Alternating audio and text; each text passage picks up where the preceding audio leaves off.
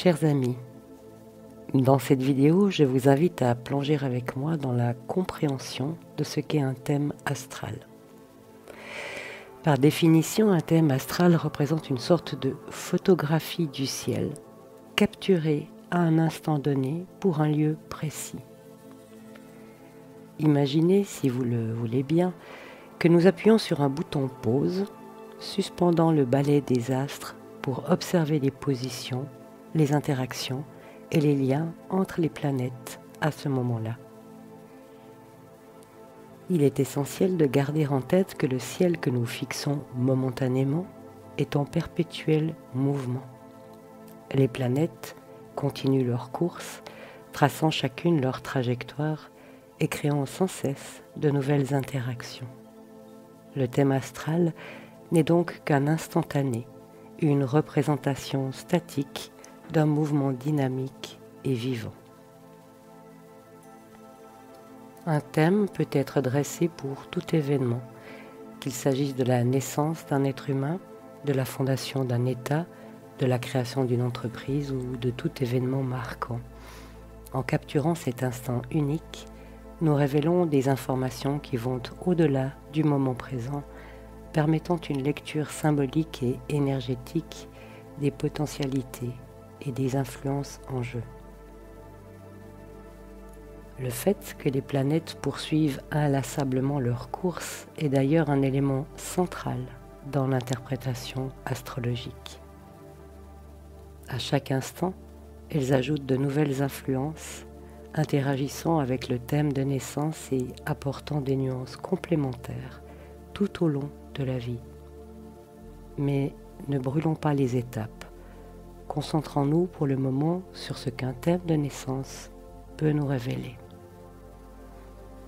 Avant toute chose, il est capital de comprendre que ce qui nous individualise, ce sont les maisons du thème natal.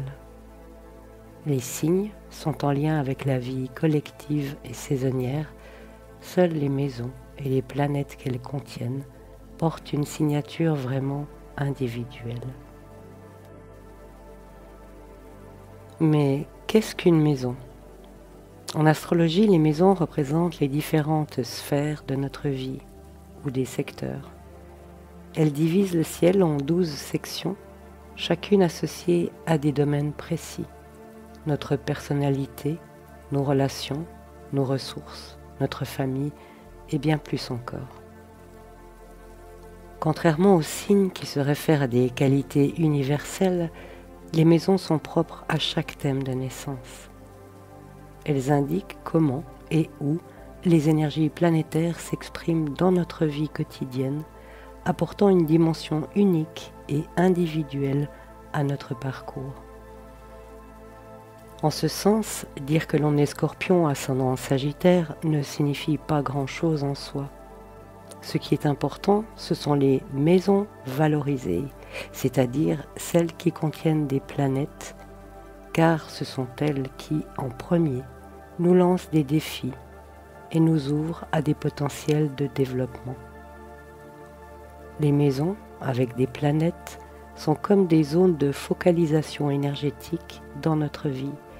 Elles nous indiquent des domaines où des énergies spécifiques s'expriment et nous mettent au défi de les intégrer et de les développer. Commençons par l'un des points les plus marquants, l'ascendant. En astrologie, l'ascendant symbolise notre manière d'entrer dans le monde, notre individualité, notre « je ». Techniquement, l'ascendant représente l'intersection entre l'horizon terrestre et le signe qui se lève à l'est au moment exact de notre naissance, au degré, à la minute et même à la seconde près.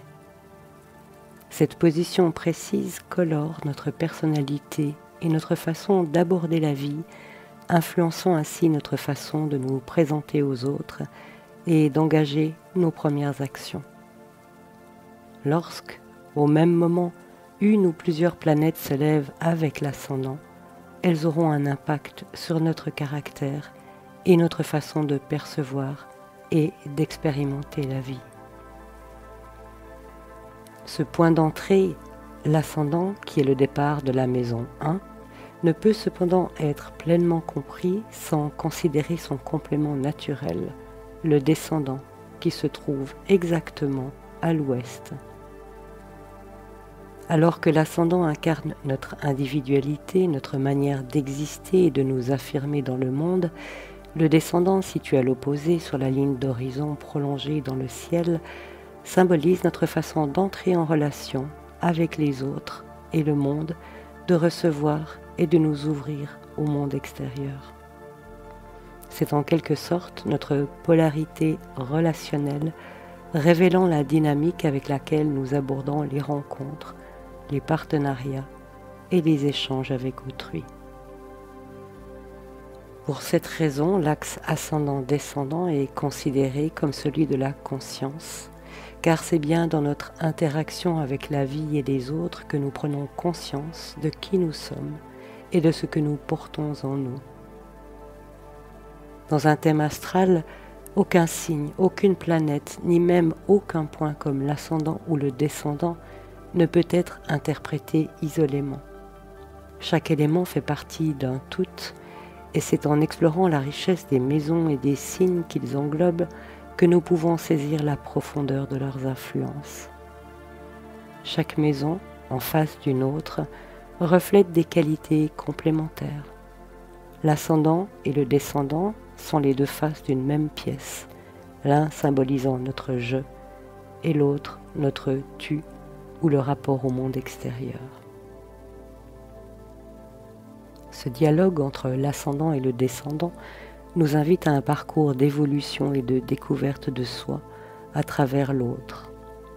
L'axe ascendant-descendant nous place face à nous-mêmes en tant qu'individus, mais aussi dans la façon dont nous percevons et comprenons le monde extérieur. En effet, c'est souvent dans notre interaction avec les autres, dans les résonances et les contrastes que ces rencontres génèrent, que nous devenons conscients de nos forces, de nos vulnérabilités et des qualités que nous projetons ou que nous attirons. Ainsi, ce premier axe de la conscience est bien plus qu'une simple polarité. Il représente un cycle d'échange constant entre notre intérieur et notre extérieur, nous permettant d'évoluer en équilibrant nos besoins individuels et notre capacité à créer des liens. Comprendre cet axe, c'est comprendre que toute relation, qu'elle soit amicale, amoureuse ou professionnelle, nous renvoie en miroir des facettes de nous-mêmes que nous sommes amenés à découvrir, à affiner ou à intégrer. L'ascendant et la maison 1, seuls, ne suffisent cependant pas à faire de nous un individu complet. En effet, notre individualité, notre je, est également façonnée par les ressources, les schémas et les influences que nous recevons de notre généalogie et de notre milieu socio-culturel. Ces éléments viennent enrichir notre essence et sont représentés par la maison 2, celle de l'hérédité et du milieu de naissance. La première de nos ressources est notre propre corps physique, ce qui nous ancre dans la matière.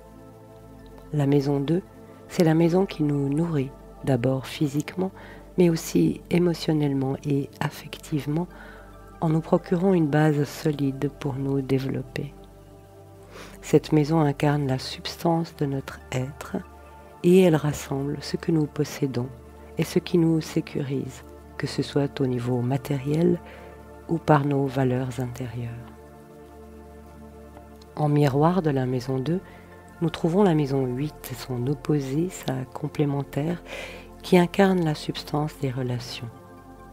Si la maison 2 se concentre sur nos possessions et nos sécurités personnelles, la maison 8 nous invite à dépasser cet attachement au matériel pour entrer dans des dynamiques de partage, de fusion et de transformation. Cet axe 2-8 représente le passage d'une individualité ancrée dans le moi possessif à une conscience élargie où l'ego individuel se transforme au contact des autres. La maison 7 au descendant est le domaine des rencontres et des interactions avec autrui. C'est là que nous croisons amis, ennemis, collaborateurs, conjoints et même le public.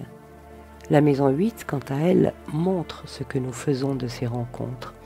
Elle est l'espace où s'inscrivent les effets profonds de nos relations, les bénéfices ou les pertes qui en découlent, qu'ils soient matériels ou psychologiques. Les enfants, par exemple, représentent les fruits de la relation parentale. Et dans le monde des affaires, la maison 8 illustre les résultats des alliances et des partenariats. Plus profondément, elle est aussi liée au processus de transformation intérieure, nous invitant à dépasser nos attachements pour intégrer des valeurs plus vastes.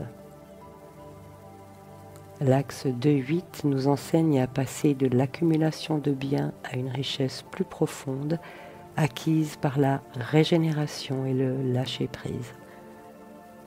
En équilibrant cet axe, nous apprenons à libérer notre attachement à la sécurité matérielle pour découvrir une sécurité plus intérieure et spirituelle, nourrie par nos liens avec les autres et notre capacité à intégrer les dimensions partagées de l'existence. Vient ensuite la maison 3, en partant de l'ascendant. Elle correspond à notre entourage immédiat, à la fratrie, aux premiers apprentissages et à notre manière de communiquer. C'est la maison qui nous ancre dans le monde concret de notre environnement quotidien, représentant les personnes que nous croisons régulièrement, collègues, commerçants, voisins et toutes les figures de notre vie de proximité. À l'ascendant, nous disons « je ». En maison 2, ce je s'appuie sur la substance fournie par l'hérédité. En maison 3, nous développons notre pensée, nos savoir-faire, notre intelligence et notre capacité à interagir avec notre environnement immédiat. La maison 3 est l'espace de la curiosité innée et de l'ouverture à l'expérience directe. C'est là que nous nous familiarisons avec le monde qui nous entoure, que nous explorons et construisons les bases de notre perception intellectuelle, souvent marquée par la manière dont nous intégrons ce qui nous est enseigné. La maison 3 représente aussi notre façon d'assimiler et de transmettre des informations, reliant ainsi la pensée concrète à notre réalité personnelle et collective. En complément, la maison 9 qui lui fait face est celle de la pensée philosophique et des horizons élargis. Si la maison 3 représente les apprentissages obligatoires et les premières compréhensions du monde, la maison 9 incarne la quête d'un sens plus vaste. Elle nous invite à dépasser les connaissances de base pour nous élever au-dessus de notre condition, à donner un sens à nos expériences et à intégrer des perspectives plus larges. C'est en maison 9 que nous trouvons un besoin d'élargissement intellectuel et spirituel par des études avancées, la recherche personnelle ou les voyages qui nous poussent à découvrir des cultures et des visions du monde différentes. Ainsi, l'axe 3-9 relie le local à l'universel, le quotidien à l'idéal et le connu à l'inconnu. La maison 3 nous enracine dans notre réalité immédiate et développe nos facultés d'adaptation au monde qui nous entoure. La maison 9, elle, nous oriente vers une compréhension plus vaste, nous invitant à nous ouvrir à d'autres idées et à enrichir notre propre compréhension en élargissant notre perspective. Cet axe est une voie d'évolution où l'apprentissage initial en maison 3 se transcende en une quête de sagesse, maison 9, nous permettant ainsi d'intégrer notre vécu dans une vision plus vaste, philosophique et spirituelle. Nous parvenons à présent depuis l'ascendant en maison 4. Cette maison représente notre centre intérieur, nos racines profondes et notre héritage émotionnel et familial. C'est ici que, après avoir exploré notre individualité, nos ressources et nos premiers apprentissages, nous atteignons un point où nous pouvons véritablement affirmer « je suis ». La maison 4 est la maison de la fondation de soi, de la structure intime qui nous soutient face aux défis extérieurs. Elle symbolise l'intégration de nos origines, de notre passé et du lieu intérieur où nous puisons notre sentiment de sécurité. C'est, en un sens, notre maison intérieure et notre socle personnel, la crèche de notre cœur. En opposition, nous trouvons la maison 10 au zénith du thème. Cette maison incarne le sommet de notre réalisation intérieure, notre pouvoir de manifestation dans le monde social et professionnel. Si la maison 4 est notre base personnelle et intime, la maison 10 représente notre capacité à nous affirmer publiquement et à réaliser notre vocation, ce pourquoi nous sommes reconnus dans la société. Elle est le lieu de pouvoir social, là où nos ambitions et nos efforts convergent pour donner une direction visible à notre existence. Ainsi, l'axe 4-10 est-il l'axe du pouvoir, car il relie notre fondation personnelle, maison 4, à notre expression publique, maison 10. La maison 4 nous donne le pouvoir d'être nous-mêmes, de nous ancrer solidement dans notre identité profonde. La maison 10, elle, exprime le pouvoir que nous avons d'agir dans le monde, d'influencer notre environnement et d'exercer notre autorité. Cet axe nous enseigne que la véritable puissance dans la vie vient de l'alignement entre nos actions et notre vocation. Pour réaliser notre potentiel extérieur, maison 10, il est nécessaire d'être en accord avec notre centre intérieur, maison 4. Nous arrivons à présent en maison 5, celle de la pleine expression de soi. Après avoir trouvé ses racines et son centre intérieur en maison 4, l'individu ressent le besoin d'exprimer librement et de façon créative ce qu'il est. La maison 5 est l'espace de l'affirmation de soi et de la créativité personnelle. C'est ici que l'on souhaite laisser une empreinte unique dans le monde, qu'il s'agisse de création artistique, d'enfants en tant que prolongement de soi, ou d'activités qui reflètent notre essence véritable. La maison 5 est le domaine où nous assumons le rôle de créateur de notre vie, en projetant ce « je suis » à travers des actions spontanées, joyeuses et empreintes d'authenticité. Face à la maison 5, la maison 11 est son opposé et sa complémentaire. Elle représente notre contribution à la société et nos aspirations collectives. Si la maison 5 est tournée vers l'affirmation de soi, la maison 11 nous invite à intégrer notre créativité au sein d'un groupe, d'une communauté ou d'une cause plus vaste. C'est la maison des idéaux, des amitiés et des projets communs qui donne un sens plus large à nos efforts individuels. Elle est la sphère de la vision collective et du progrès où notre expression personnelle trouve sa place au sein de l'humanité.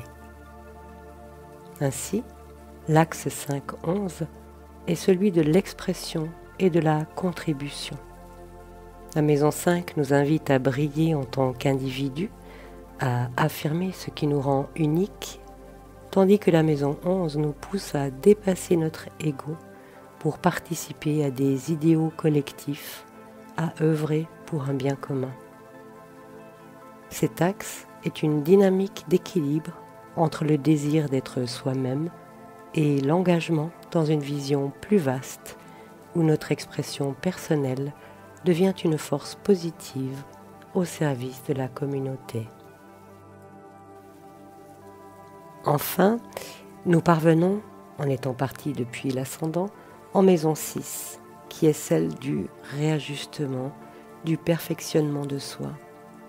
Après les expériences de pleine expression de la maison 5, la maison 6 nous invite à réfléchir et à adapter notre attitude. Il peut s'agir de tempérer certains excès, de corriger nos actions ou encore de trouver des moyens plus efficaces de manifester notre potentiel. La maison 6 est celle du service et de la croissance par l'effort conscient. C'est un domaine de discipline personnelle où nous affinons nos compétences et où nous nous adaptons à la réalité quotidienne. Elle représente aussi notre santé et notre capacité à entretenir notre bien-être, essentiel pour rester en équilibre. En miroir de la maison 6, la maison 12, son opposé et sa complémentaire, est celle de la transformation profonde et du service spirituel. Là où la maison 6 nous enseigne à nous adapter aux exigences pratiques, la maison 12 nous ouvre à une dimension plus vaste, nous invitant à dépasser notre ego et à nous abandonner à quelque chose de plus grand. Elle est associée aux expériences intérieures, au mystère de l'inconscient et aux liens invisibles qui relient toutes les choses. La maison 12 est souvent perçue comme un espace de dissolution de l'ego où nous sommes appelés à transcender les limites individuelles pour entrer en contact avec le monde spirituel ou le collectif. Ainsi, l'axe 6-12 est-il celui du service et de la transformation? La maison 6 nous pousse à servir et à améliorer le monde matériel par nos efforts personnels et notre discipline, tandis que la maison 12 nous rappelle le besoin d'abandon et de connexion spirituelle. Cet axe nous montre comment notre développement personnel, maison 6, s'intègre dans une quête plus vaste de compréhension et de dépassement de soi, maison 12, nous permettant de trouver l'équilibre entre le monde concret et l'appel de l'invisible. Maintenant que nous avons fait le tour des maisons, que dire des signes? Eh bien, ils viennent colorer la maison à laquelle ils sont attachés. Les signes ne représentent pas des traits de personnalité fixes, mais des qualités d'énergie, des modes d'expression. Ils indiquent la manière dont les domaines de vie, représentés par les maisons, vont être abordés et vécus. Chaque signe ajoute donc une nuance, une tonalité spécifique à la maison dans laquelle il se trouve, mais il ne détermine pas les événements ou les comportements de façon prédéterminée.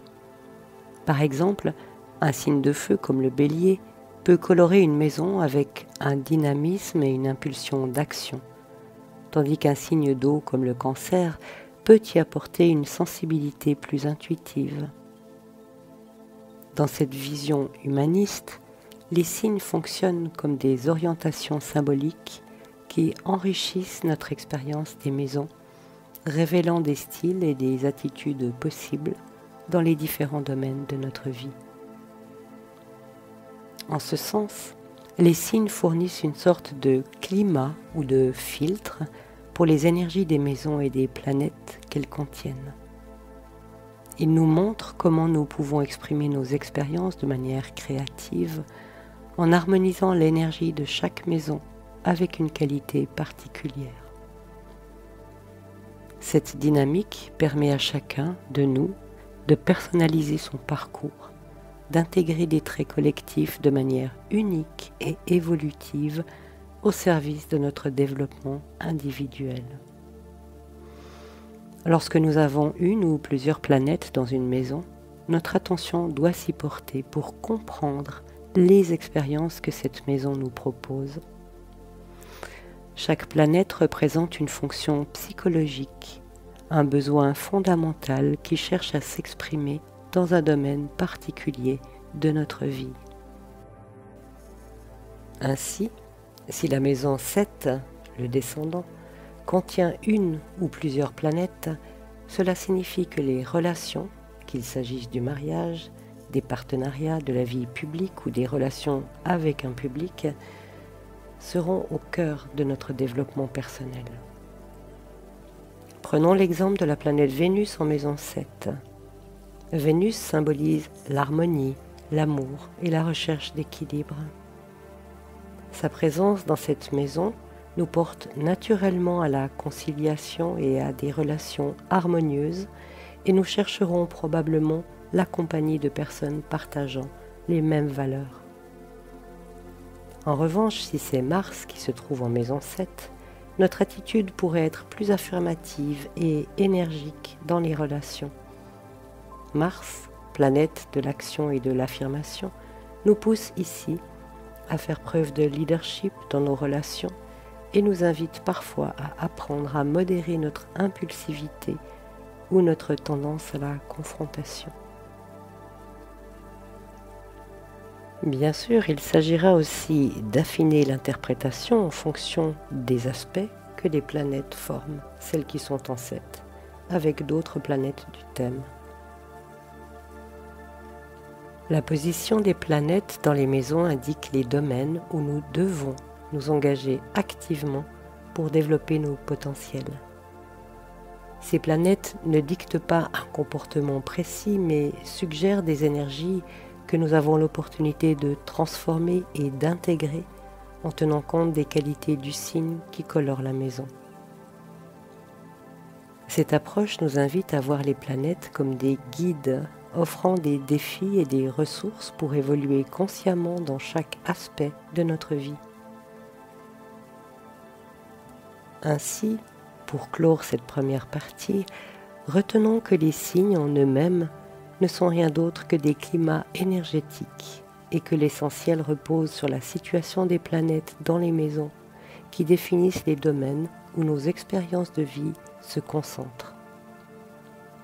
Le thème natal est une semence, une carte des potentialités, et cette semence ne s'épanouira véritablement que dans la mesure où nous saurons en prendre soin et cultiver les fruits de chaque expérience. Cela signifie en définitive s'individualiser et prendre en main sa destinée en développant notre propre pouvoir de transformation. Dans la prochaine vidéo, nous explorerons comment les astres proposent, tandis que l'individu dispose. Autrement dit, la façon dont les influences astrologiques ne dictent pas notre destin, mais offrent des défis et des opportunités que nous sommes libres d'intégrer ou de transformer. La réponse que nous donnons aux événements de notre vie dépend avant tout de nous et non de notre thème natal. Il convient de préciser d'ailleurs ici que ce qui n'est pas lisible dans un thème est bien l'utilisation, l'usage que l'on fera ou pas du libre arbitre. Ainsi, nous différencierons les prédictions qui risquent de figer notre vision du destin des prévisions qui nous invitent à envisager des possibilités et à faire des choix conscients, pleinement responsables. En somme, on pourrait résumer la différence entre prévision et prédiction en parlant de la météo. On parle de prévision météorologique et non pas de prédiction météorologique. L'astrologie, en ce sens, nous parle de prévision, de climat, et la façon d'aborder ces prévisions, ces climats, dépend entièrement de notre libre arbitre.